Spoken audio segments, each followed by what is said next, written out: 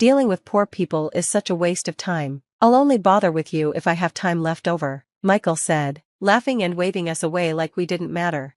Even I, who usually tries to be kind to others, had reached my breaking point. Then, my son, who had been listening to the conversation, said loudly enough for Michael to hear, "I wonder if I withdraw the 1 billion yen I have deposited, will that shut this place down?"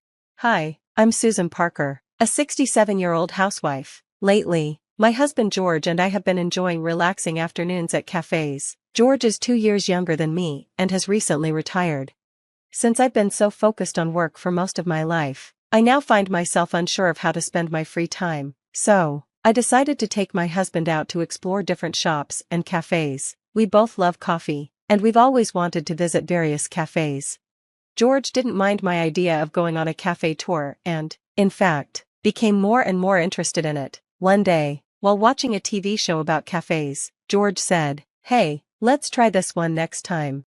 Soon, he even started making coffee at home, and the whole house was filled with the wonderful smell of freshly brewed coffee.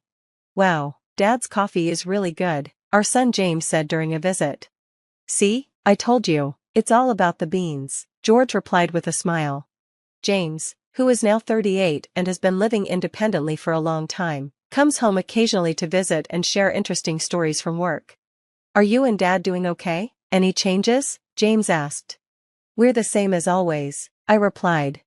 "That's good, but you two are getting older, so take care of yourselves," James said with concern. "Don't worry about us," I reassured him. "Even at retirement age, we're still going strong." James chuckled. "Dad, you really are full of energy." Spending these peaceful, carefree moments with my husband and son makes me incredibly happy. Looking back, George and I rarely ever argued, and I don't think James went through a rebellious phase. George and I first met during our college days. We were in the same department and saw each other in class often. Eventually, George asked me out, and we started dating. Being with him always made me feel calm and happy. Even after we started working, we stayed together, and a few years later, we got married. Our married life was full of happiness. For the first few years after we got married, we worried we might not be able to have children, but then, our son was born. He was so adorable, like a little angel. I still remember how happy my husband was when he held our baby for the first time. Since then, the three of us lived a happy life together. Our son grew up to be kind and good-hearted. Even though my husband and I both worked and might have left him feeling lonely sometimes, he didn't seem to go through any real troubles during his teenage years. "Mom, Dad, there's something I want to do, and I need your support," he once said. Our son knew what he wanted in life early on and followed that path with determination. We supported him completely and were so proud to see him achieve his goals.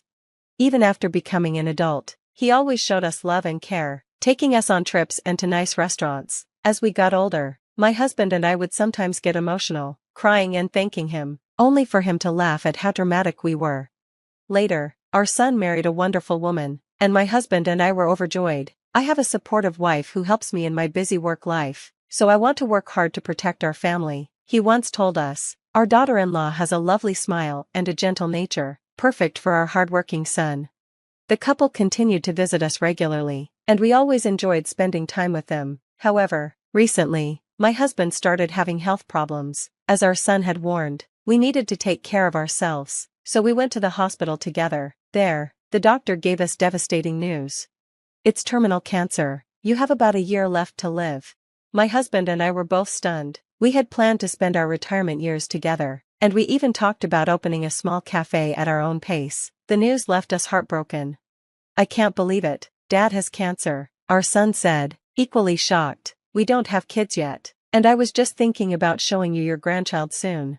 It was a tough situation for all of us, but my husband was the one facing the hardest part. He was hospitalized and started cancer treatment. "How's the treatment going? Is it painful?" I asked. "I'm fine. Who knows, maybe I'll beat cancer if I keep going like this, right?" he said, trying to stay strong, but the treatment was clearly tough. His face had become thin, and his body was getting weaker. "Susan, I'm sorry, I might leave you behind and die first," my husband said softly. "What are you talking about? You still have more than half a year left. According to the doctor, you never know, you might live even longer. We just have to stay positive and keep hoping," I replied, trying to reassure him. "Yeah, But I just wanted to apologize in advance. I could pass away at any moment. Don't say that, I said, noticing how weak he seemed, not just physically, but mentally too. Our son, seeing his dad's low spirits, wanted to do something special for him. I want to grant Dad's wish before he becomes too weak to go out. Yeah, let's ask him, I said, encouraged by our son. So, I gently asked my husband, if you could go out right now, where would you like to go? We might not be able to stay overnight, but maybe we could go for a short trip. Oh, I know, he said, there's a hot spring a few hours away by car. A hot spring? I asked. Yeah, and there's a cafe nearby that serves delicious coffee. I couldn't help but smile. My husband always loved coffee and cafes. Let's go to the hot spring and have some of that delicious coffee. Hearing that, my husband looked genuinely happy. I hope the doctor will give us permission, he said with a hopeful smile. Later, I spoke to the doctor, and fortunately, he agreed, saying my husband's condition was stable enough for a short outing. So, we went on a family trip, the first one in a long time. It was only a day trip, but it felt wonderful to go out together as a family. Our son drove, and the four of us, my husband, our son, his wife, and I, headed to the hot spring and cafe.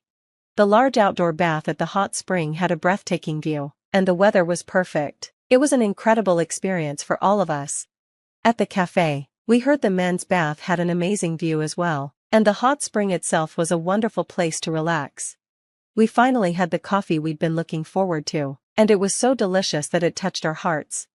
I'm glad we could enjoy this delicious coffee together. Thank you so much. I'll keep doing my best with the treatment, my husband said to us with a gentle smile. Even though we waited and waited, there was no sign of anyone calling us. Before we knew it, 3 hours had passed. People who arrived later than us were being served, and we found it strange.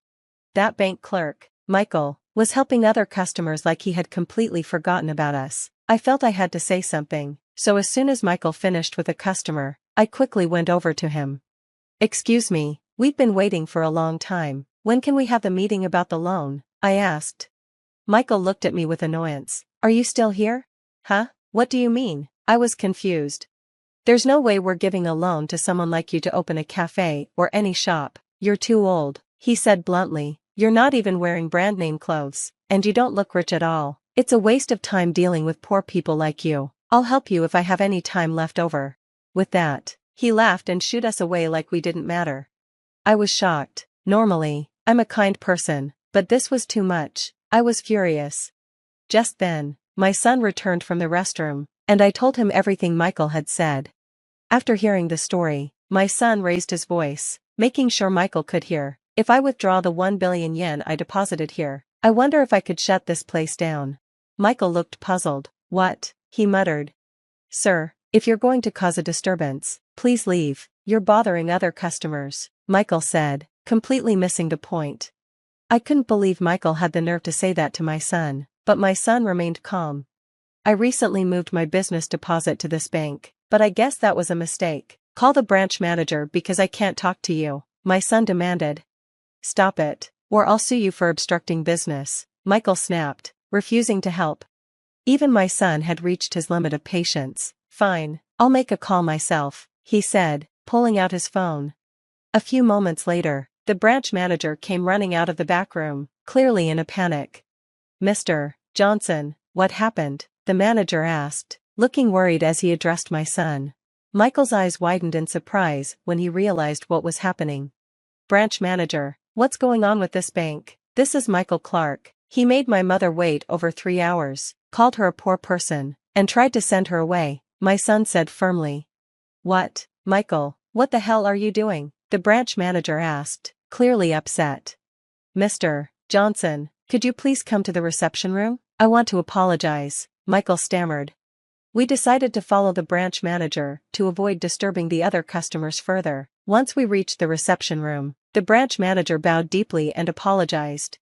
I'm truly sorry about this. Michael just transferred from another bank, and we didn't have a close relationship with you yet. Our other staff members were too busy to notice, he explained. It's fine, manager. I'm not asking for special treatment. I just want you to address how he treated my mother and judged her based on her appearance, I replied. Of course, the branch manager said. Michael, Hurry up and apologize. This person is the owner and chef of a famous restaurant. They just opened a new store in this area and deposited 1 billion yen in our branch, the manager added. Huh? Michael said, turning pale as he realized who we were. He quickly bowed and apologized. I'm so sorry. Michael, have you always treated customers differently based on your own judgments? If so, you're not fit to be a bank employee or even work in customer service, I said firmly. At the very least, we don't want to do any business here anymore. No, please reconsider, Mr. Johnson, the branch manager pleaded. Unfortunately, we can't trust this bank as it is. Show your sincerity, and then we can talk. If you can't do that, I'll withdraw all my deposits by the end of this month, my son said, and we left the bank. A week later, the branch manager called my son. He explained that the bank had conducted a detailed investigation into Michael and found that he had been turning away customers for loans based on his own judgments. They also discovered that he had embezzled the bank's money. Unsurprisingly, Michael was fired. The branch manager called my son several times to apologize and offered various favorable terms for my loan. My son felt the manager's sincerity and decided not to withdraw the deposits. Thanks to the manager's proposals, I was able to secure a loan at a very good rate. With everything in place, I was finally able to open my cafe. Initially, I had planned to start a coffee shop, but since my daughter-in-law had a nutritionist certification, we decided to open a cafe with healthy and nutritious menu options. We also carried my husband's passion for coffee and served delicious brews. My son supported the cafe from behind the scenes, helping me stock up on famous coffee beans. The cafe thrived and became popular among female customers for its delicious coffee and food. I don't know how much longer I can work, but I will do my best to run the cafe for my husband's sake as well. Narrator's thoughts. Bank employees like Michael still exist nowadays, and it's frustrating to see someone change their attitude based on a customer's appearance. There is no forgiveness for embezzling money. I'm glad the protagonist was able to open the cafe safely. I think my son is very cool for standing up for his mother. Please continue living a fulfilling life while working hard at the cafe and maintaining good family relationships. Thank you for watching until the end. If you enjoyed this, please subscribe to the channel. See you in the next video.